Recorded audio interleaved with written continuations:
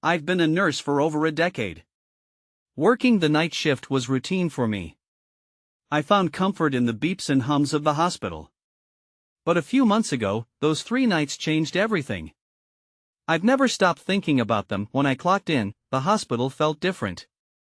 The hallways were dim. The smell of antiseptic was almost suffocating.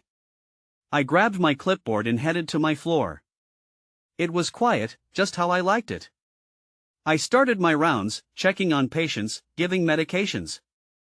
I thought it would be just another night. Then, around midnight, I began to hear whispers. They floated through the air like a gentle breeze but felt wrong. I assumed it was just patients mumbling in their sleep. However, there was something unsettling about it. I shook it off, blaming my tired mind. As the night went on, odd things kept happening. The lights flickered. Shadows danced along the walls. I walked down the corridor, and my heart began to race. I paused outside an empty room. The light inside was on, but I distinctly remembered switching it off. I felt a shiver crawl up my spine, but I moved on, feeling as if someone was watching. By the second night, the feeling intensified. Mrs. Jenkins, one of my patients, was getting worse. I checked her vitals. The whispers returned, louder this time. I glanced around, but the hall was empty. The machines beeped steadily, yet I felt a chill wrap around me. I didn't know if I was just exhausted or if something was truly wrong. On my 3rd night, I was sure something was happening in the hospital. The whispers morphed into urgent murmurs, begging for help. Shadows flitted from the corner of my vision. At times, I felt frozen, trapped in a waking nightmare. My patients were getting worse, their eyes wide with fear, as if they sensed the presence haunting the halls. During my break, I stepped outside for fresh air. Leaning against the building, I tried to calm my racing heart. That's when I heard it clearly. "Help us!" I turned, fear flooding my senses, but no one was there. I stumbled back inside, shaking. I couldn't figure out what happened those nights. Were they real? Or was I losing my mind? I asked myself these questions as I finished my last shift. I knew I needed to leave. Those whispers still echoed in my thoughts. As I was about to step outside, the elevator doors opened behind me. I turned to look. A shadow lingered in the corner. My heart pounded. It didn't move. I stood frozen, and that feeling of being watched consumed me again. I wanted to run, but my legs wouldn't respond. The last thing I saw was that shadow, and I can't shake the feeling it was waiting for something. Even now, I shiver at the thought. I don't know what happened in that hospital, but those 3 unsettling nights still haunt me. I decided I couldn't just leave it all behind. A part of me had to know what was happening. I returned to the hospital, my heart pounding with every step I took. I doubted my decision instantly, but curiosity nodded me. As I entered the building, the familiar antiseptic smell washed over me like a wave. Everything looked the same, yet felt starkly different. My footsteps echoed down the hallway, creating an eerie soundtrack. I wanted to believe it was just my imagination, that I could get through the night without incident. I went straight to the nursing station. The night shift was on, but it seemed quieter than usual. I introduced myself to the nurse on duty, a tired-looking woman named Sarah. I tried to make small talk, but her distracted responses told me she was preoccupied with her own thoughts. I wondered if she sensed the oddity that lurked in the shadows. Around 1 a.m., I gathered the courage to make my rounds. I stopped outside Mrs. Jenkins' room, recalling how her condition had declined rapidly. I breathed deeply, steeling myself before pushing the door open. The room was dark, the monitor beeping steadily. I flipped on the light, and my heart sank. Mrs. Jenkins lay still, her eyes vacant. But it wasn't just that. The shadows in the corner of the room shifted, almost like they were alive. I rubbed my eyes, hoping it was fatigue playing tricks. I blinked. They were still there. Something inside me urged to leave. I backed away, and that's when I heard the whispers again. They weren't scattered anymore. They crescendoed, forming a chorus of desperate calls. "Help us! Help us!" I pressed my hands against my ears, trying to drown out the cacophony. With every fiber of my being, I left Mrs. Jenkins' room behind, rushing towards the break room for safety. I needed a moment to regroup. Once inside, I sank into a chair and closed my eyes, convinced I must be hallucinating. But the whispers didn't fade. They only grew louder. Then something caught my ear, an unmistakable sound. The sound of scratching. My eyes flew open, and dread washed over me. It was coming from the other side of the break room door. I stood up slowly, heart racing as I pressed my ear against the cold wood. It sounded frantic. I hesitated, contemplating whether to open the door. I could feel that energy gathering, the shadows creeping closer. But as suddenly as it had begun, the scratching stopped. A moment of silence filled the air, pregnant with anticipation. I waited, debating what to do next. That's when I saw it. A slip of paper peeking from under the door. My pulse quickened, curiosity and dread warring inside me. I reached quietly for the door handle, and as I turned it, it creaked open slowly. The paper fluttered in place. I crouched down, cautiously retrieving it. Written in shaky handwriting were 2 words, "They're angry." I felt a chill run down my spine.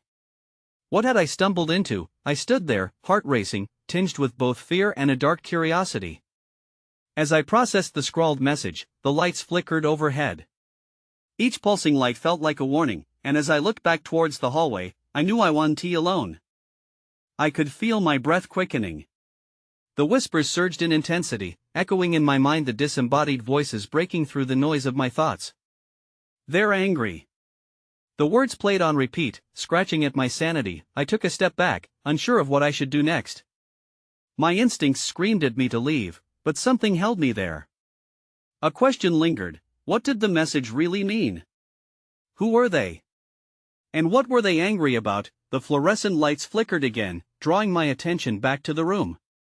I stepped out of the break room, drawn forward despite the fear clenching my gut. Shadows slipped in and out of my vision, a tide of darkness looming just out of reach. I shuffled towards Mrs. Jenkins' room, wondering if the answer lay there. As I approached the door, a chill swept through me. The whispers worsened, almost as if they sensed my hesitation. I hesitated outside, my hand resting on the doorknob. I couldn't shake the feeling that I was being watched. I took a deep breath and twisted the knob. The door swung open, revealing the room in disarray. Mrs. Jenkins lay in bed, shrouded by shadows, but something else caught my eye. Not just the vacant stare, but the other figure in the room, a dark silhouette hunched in the corner. It was too still, too quiet. Before my thoughts could fully grasp the situation, the room temperature dropped, and I could see my breath in the air. I felt a pull, a force beckoning me closer to the figure. My heart raced as I tried to convince myself it was a trick of the light. Yet, as I stepped further inside, the silhouette sharpened, revealing itself in fleeting glimpses. Help! A voice, barely a whisper, wafted through the air like a ghostly breeze. It sent a shiver down my spine. I couldn't tell if it belonged to Mrs. Jenkins or the figure lurking in the corner. Then, without warning, the figure surged forward. My instincts kicked in, and I stumbled back, my head spinning with confusion and terror. "No!" I shouted, but the voice fell flat against the wool-draped silence of the hospital. Suddenly, the lights flickered again, casting the room in a brief strobe of illumination. In that moment, I caught sight of Mrs. Jenkins' eyes wide, filled with a raw emotion that froze me in place. Confusion melted into horror. This was not the vacant stare of a patient, but one of sheer desperation. "Run!" she gasped, her voice trembling against the weight of the shadows. The figure behind me grew closer, and I felt a surge of energy engulf me, pushing me out of the room. I turned, racing away from the horror that was unfolding. Just as I reached the doorway, everything went dark.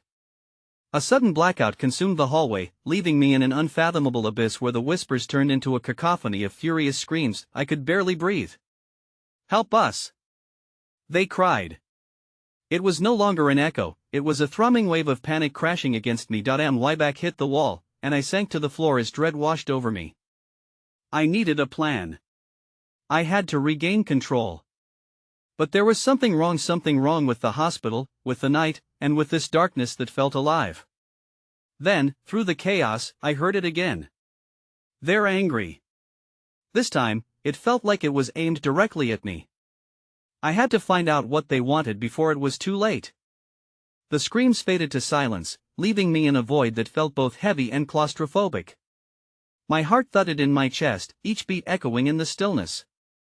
I pressed my hand against the cool wall, fighting the urge to let panic take over. Where was everyone? I forced myself to sit still for a moment. I needed to think. I could still feel the electricity in the air, as if the darkness could somehow reach out and grab me. The whispers had died down, but the weight of their anger clung to me. I took a deep breath, willing my mind to clear. The hallway was pitch black. The fluorescent lights had betrayed me, leaving nothing but shadows. I couldn't even see my own hand in front of my face. Then, I remembered the emergency flashlight I kept in my bag. Fumbling, I reached for it and clicked it on. The beam cut through the darkness, exposing flickering shapes. Wordless specters gathered around me. Shadows twisted just out of reach, but they weren't haunting, they seemed to linger, as if waiting for something. A knot twisted tighter in my stomach as I got to my feet. The flashlight's glow revealed nothing new, just the barren hallway stretching endlessly before me. I turned towards the nurse's station. Perhaps someone was still there, someone who could explain what had just happened. I walked cautiously, the dull thud of my shoes on the floor the only sound accompanying me. With each step, I felt the weight of unseen eyes on my back, watching, judging. The silence felt almost alive, buzzing around me like a swarm of angry bees. As I neared the nurse's station, another sound cut through the silence, a whimper. My heart jolted. Was someone still here? I hurried my pace towards the desk, but just as I reached it, a splintering crash echoed from somewhere down the hall. My breath hitched, and the flashlight beam shook in my hand. I needed to know what it was, but my feet felt glued to the floor. Instinct urged me to flee, to retreat back into the unknown rather than confront whatever danger awaited me. But fear wrestled with curiosity. What if someone needed help? I took a step toward the sound, willing myself to be brave despite the cold creeping up my spine. In that moment of hesitation, a shadow darted across the hall, fast and erratic. I gasped and swung the flashlight in its direction, but there was nothing, only darkness. Hello? I called, my voice wavering. Is anyone there? Silence answered me, thick and suffocating. Then, just as I began to turn back, the whimper came again, softer this time. It resonated deep in my chest, a cry filled with desperation. Help me! My heart raced as I realized it was female. Could it be Mrs. Jenkins? I took a breath and pressed on, drawn toward the sound. Every moment felt like an eternity, but something compelled me forward. That's when I saw it. In the distance, a flicker of a light. A small doorway was slightly ajar, and from within, the faint glow emerged, illuminating the hallway with a sickly green hue. The whimpering grew louder, blending with the distant echoes of those angry whispers. I hesitated. Something deep down warned me against going closer, but I couldn't turn back now. I had to find out who was in that room. With a surge of resolve, I stepped through the doorway. The doorway creaked as I pushed it open, the sickly glow spilling out and wrapping around me. My heart quickened with each step into the room, and the whimpering grew more distinct, echoing off the stark, sterile walls. The room was small and cluttered. Medical equipment lay haphazardly against one wall, its cords snaking across the floor. The green light flickered from an old lamp perched at a bedside, casting eerie shadows that twisted and stretched. In the far corner, a figure hunched over, trembling. It was a woman, her long hair matted against her forehead, and her eyes darted nervously as I entered. Please, help me, she gasped again, desperation lacing her voice. Mrs. Jenkins? I asked, my breath catching as I recognized her. I took a cautious step closer. What happened? Are you hurt? She shook her head violently, her hands gripping the edge of the bed for stability. No, not hurt. But she paused, glancing around the room as if expecting someone to emerge from the shadows. They can't be trusted. Not anymore. My skin prickled with unease as I tried to process her words. Who? Who can't be trusted? I pressed, wanting to shake her from her panic. She stepped back, nearly tripping over a discarded four-stand. The doctors and the nurses, this place isn't what it seems. Suddenly, the overhead lights flickered back to life. The fluorescent hum filled the room, and I squinted against the brightness. Mrs. Jenkins shielded her eyes, her breath coming faster. "It's too late. We have to go," she shouted, spinning on her heel. Before I could respond, the door slammed shut behind me with a deafening bang. I turned, heart racing, but it was stuck fast. Panic surged within me. What the hell?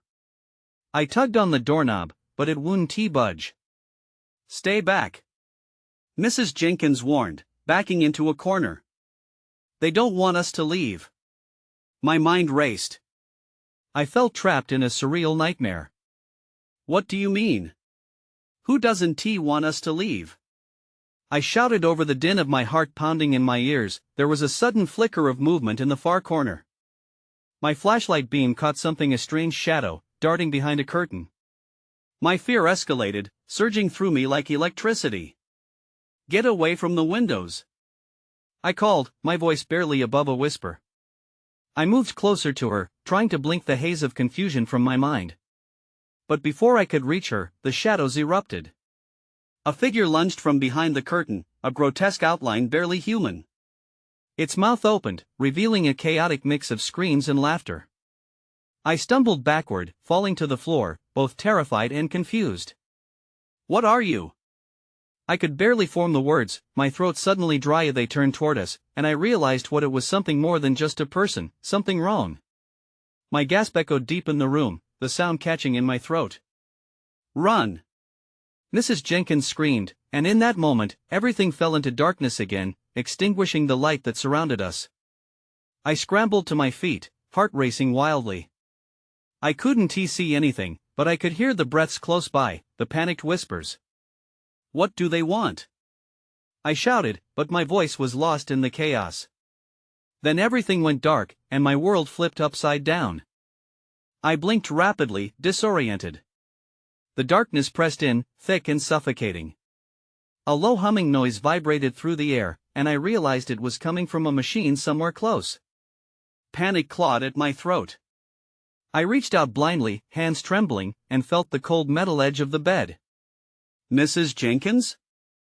I called, my voice trembling. No response. I cursed under my breath and scanned the dark room, trying to gather my bearings. I could hear faint whimpers. Were they coming from her or somewhere else? Suddenly, the overhead lights flickered back to life, but it didn't dispel my fear. Instead, a harsh fluorescent glare only added to the nightmare feel of this place. My heart raced as I searched for her, but she was gone. The corner was empty. I spun around, feeling the panic seep deeper into my bones. Then I saw it. A shadow moving by the door, a figure partially hidden in the light. It was tall and lean, its features obscured. "Who are you?" I shouted, my voice echoing against the walls. Instead of answering, the figure stepped forward, and I gasped as I recognized the familiar face of Dr. Mallory, one of the hospital's lead surgeons. "Why are you here?" he asked, his tone flat and almost ominous. Something was off his demeanor, the way he looked at me. "You shouldn't be here." "I'm trying to help Mrs. Jenkins," I said, confusion flooding my words. "She is scared." "We need to help?" he interrupted sharply, his lips curling into a quick smirk. "You don't understand. Help is not what she needs. Or you." Before I could react, he lunged at me, and instinct kicked in. I dodged sideways, narrowly avoiding his grasp. My mind raced a chance to escape. I darted toward the door, although I knew it was locked. A feeling of dread settled in my stomach. "Stop!" he shouted, voice rising. I could hear his footsteps thumping heavily behind me as I fumbled with the doorknob again, desperation setting in. "You don't know what you're getting into." That's when I heard it again, the laughter, crawling over the contours of my fear. It came from the far side of the room, echoing off the walls. My body went cold, and I glanced back at Dr. Mallory. His expression had morphed into something dark, eyes glinting with a feral intensity. I felt the life drain from my limbs. "What is happening here?" I gasped, steeling myself against the realization of being hunted. He grinned, the edges of his mouth stretching unnaturally wide. Just a part of the process. You can't leave until you're ready. A sudden crash reverberated through the room, and the lights flickered violently. From the shadows, dark shapes slithered into the light, coiling like smoke, ever closer. A primal instinct urged me to run, adrenaline flooding my system. As I hurled myself back towards the bed, I spotted something glimmering on the floor. Mrs. Jenkins' silver bracelet, delicate and familiar. It was pressing a new kind of panic into my chest. I had to find her, but before I could get my bearings, the lights went out again, plunging me into that suffocating darkness. I never knew if Dr. Mallory was still there. All I knew was that I had to escape this nightmare. I stood still in the dark, heart pounding as I strained my ears. The sound of my own breath felt too loud against the thick silence. I pressed my back against the cold wall and fought against the urge to scream. I needed to think. What had happened to Mrs. Jenkins? Why was Dr. Mallory acting so strange? I needed answers. My hands shook as I pulled myself away from the wall, feeling around the room for anything that could help me understand this twisted reality. I fumbled behind the bed where the bracelet had been. The low humming returned, almost comforting, reminding me that I wasn't entirely alone. I edged in the direction of the sound, cautiously whispering, "Mrs. Jenkins?" No reply. I felt my way forward until I collided with something soft. Panic surged through me. I quickly pulled back, recognizing it was a curtain. I could see a faint outline of another bed beyond it. Could it be her? In a moment of reckless bravery, I pushed the curtain aside. My breath caught in my throat. The bed was occupied, but the sheets were stained dark, almost black. I stepped back, feeling sick. It wasn't Mrs. Jenkins. Then I spotted it. A chart at the foot of the bed, barely illuminated by a dim flicker of light from some emergency fixture. I yanked it down and squinted at the details, a name I didn't recognize, along with vague notes written in Dr. Mallory's tight scrawl. Unstable requires containment. My mind raced. Containment? What did that even mean? Something shifted in the shadows. I turned to the sound, emotions flaring as I backed away. Was it Dr. Mallory again? Was he searching for me? Just as I felt a new wave of fear wash over me, the lights flickered back on, creating a strobe-like effect. That's when I saw it. In the corner, a small door I hadn't noticed before. I gestured toward it, but the light bounced off the walls and nearly blinded me. I resisted the urge to shut my eyes. Instead, I focused on that door. It looked like a way out, but would it lead me into another trap? I could hear footsteps echoing down the hallway just outside the room, heavy and menacing. My breathing grew shallow as I wrestled with the decision.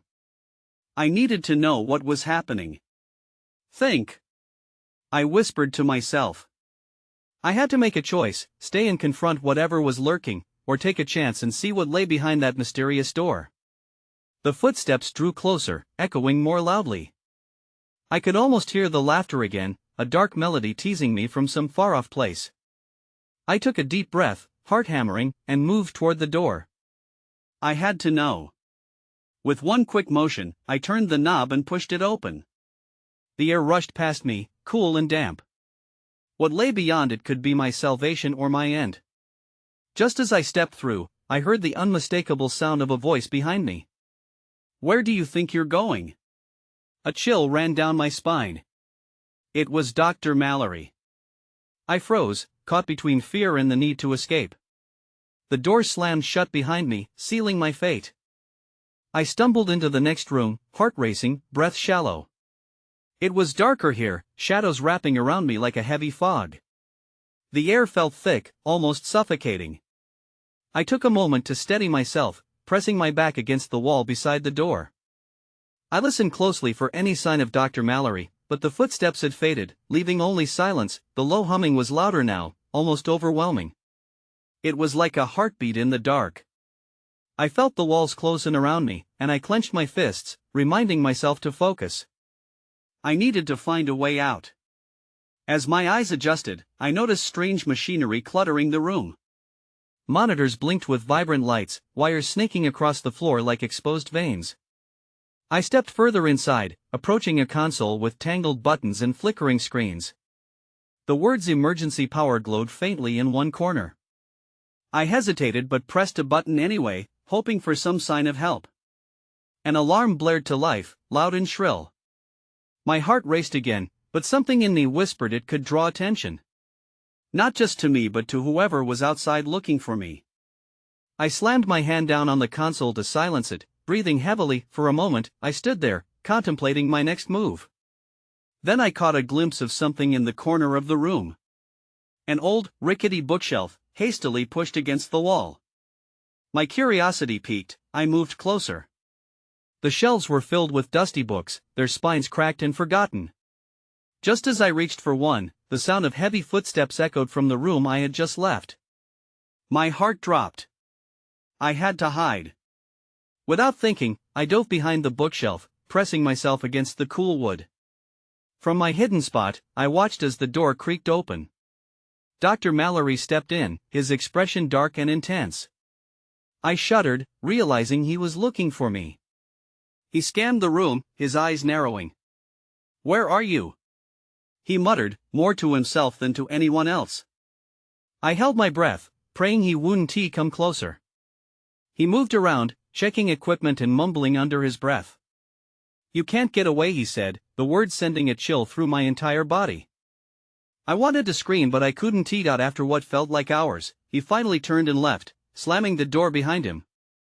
I waited a moment, heart racing, before creeping back out. I had to find another way out. Somehow, when I noticed it, a small window high on the wall. Desperation flared up again. I was running out of time, and I needed to escape. Climbing up on a chair, I reached for the window.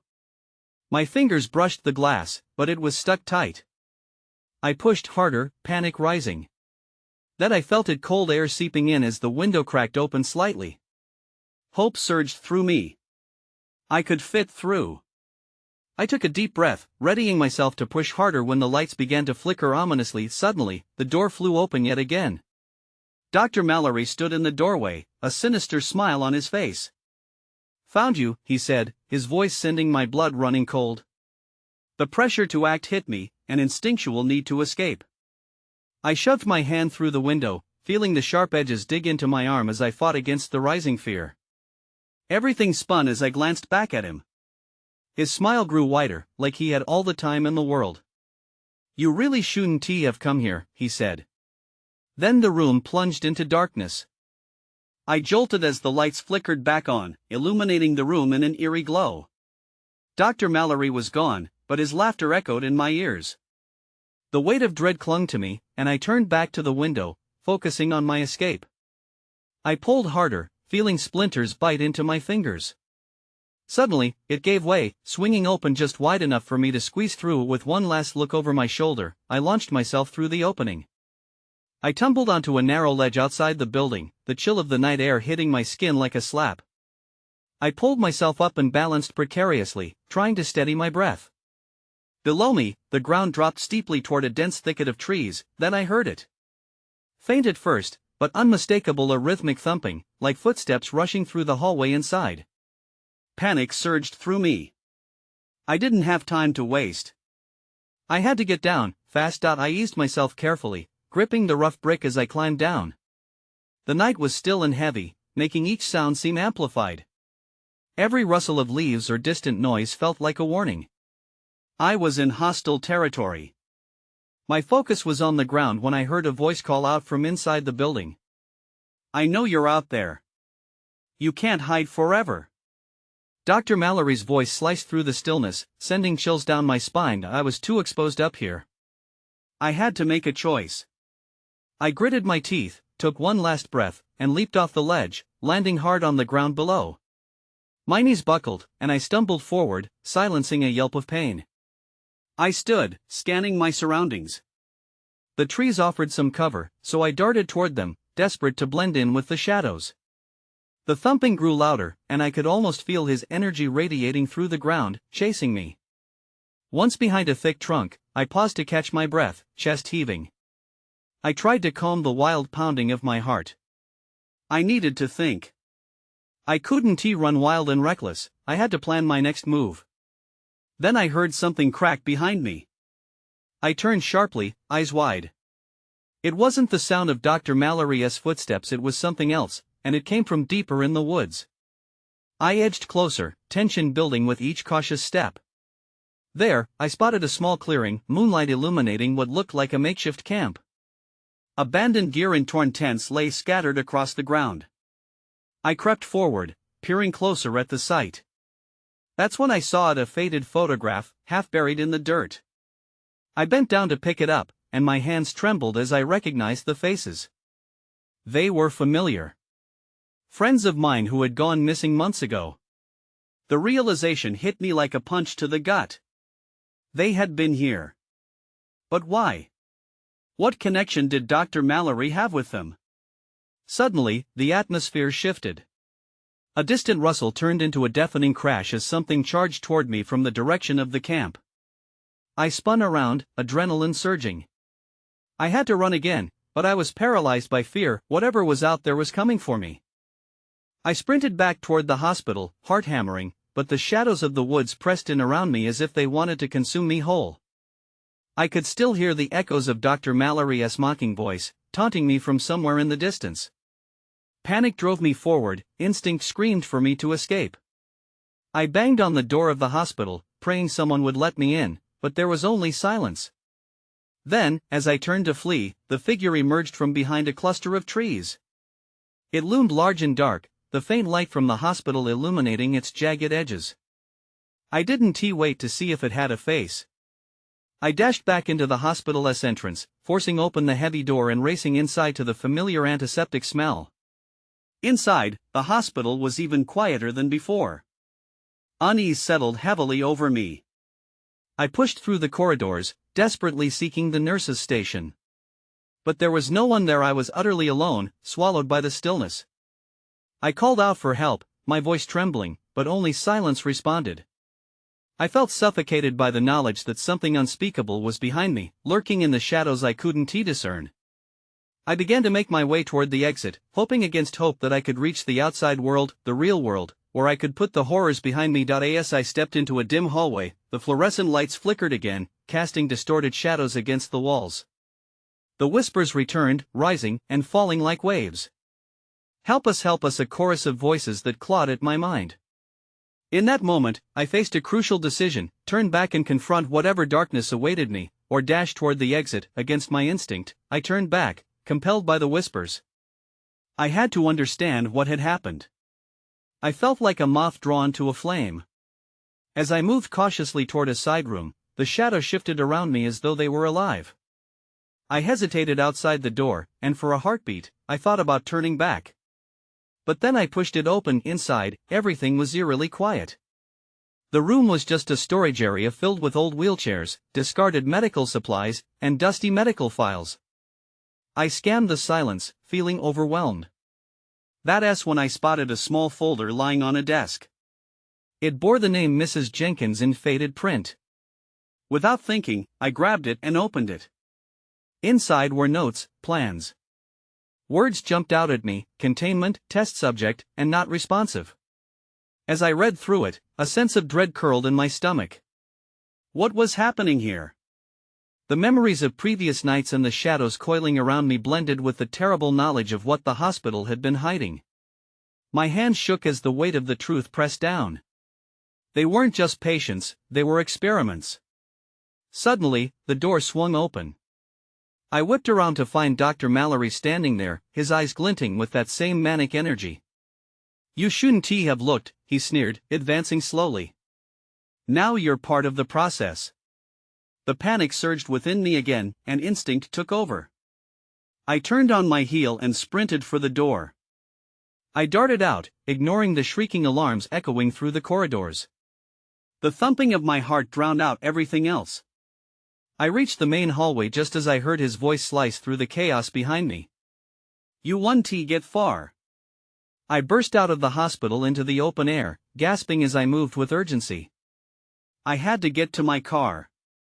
My breath came in shallow bursts as I sprinted toward the parking lot, glancing back to see if he was following. The cool night air rushed against my skin, invigorating and terrifying all at once. I spotted my vehicle up ahead and dashed towards it. Just as I reached for the handle, a force knocked me down. An icy breath enveloped me, stealing my breath away.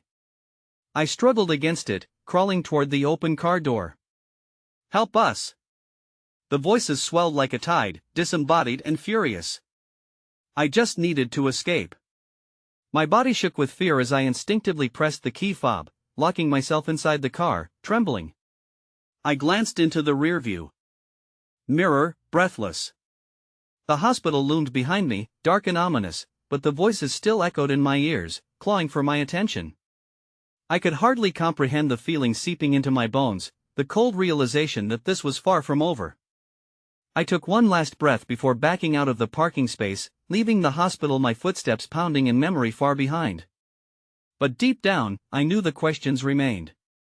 What was true? What had truly happened in those walls? Years later, I still feel the echoes in my mind, the nagging whispers of those forever trapped inside that place. I moved to a different city, changed careers, even sought therapy. But I often lie awake, wondering whether I was just a nurse or a reluctant participant in something far darker than I could ever understand. Part of me fears I'll never know.